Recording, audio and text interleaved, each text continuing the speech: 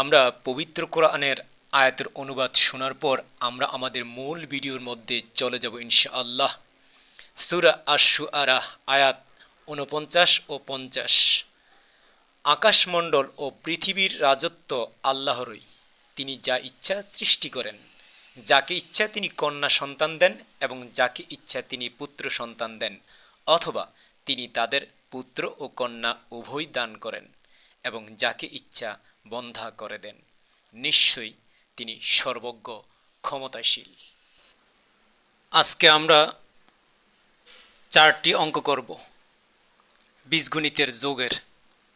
লক্ষ্য করুন, plus minus, minus plus.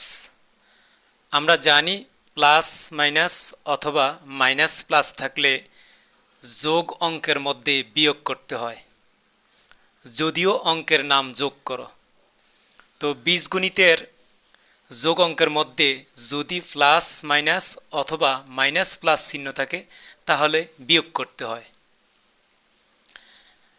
তো চিহ্নটা আমরা আগে ঠিক করতে হবে। আমরা জানি বড় সংখ্যাটির আগে চিহ্ন বসে। এখানে 100 হচ্ছে 50 থেকে বড়, এজন্য 100-র আগে যে চিহ্নটা আছে ওই চিহ্নটা বসবে। যেমন 100-র আগে আছে প্লাস চিহ্ন, প্লাস। 100 থেকে 50 বিয়োগ করলে 8 থাকে 50।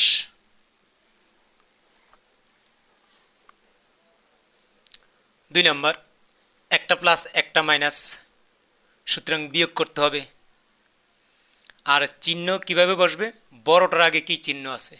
এখানে 100 হচ্ছে বড়, 100-র আগে আছে মাইনাস, সেজন্য মাইনাস বসছে। আর বিয়োগ করতে হবে, যেহেতু একটা প্লাস একটা মাইনাস। 100 থেকে 50 বিয়োগ করলে 8 থাকে 50।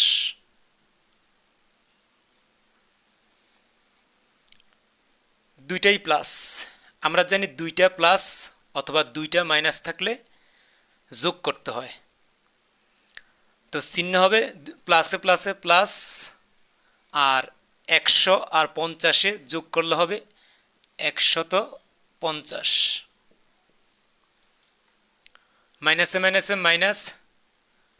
আমরা ছোটোবেলা শিখেছি যে মাইনাসে মাইনাসে প্লাস, কিন্তু না, বীজগণিতের যোগ অঙ্কে মাইনাসে মাইনাসে মাইনাস হয় আর সংখ্যাগুলো যোগ করতে হয়।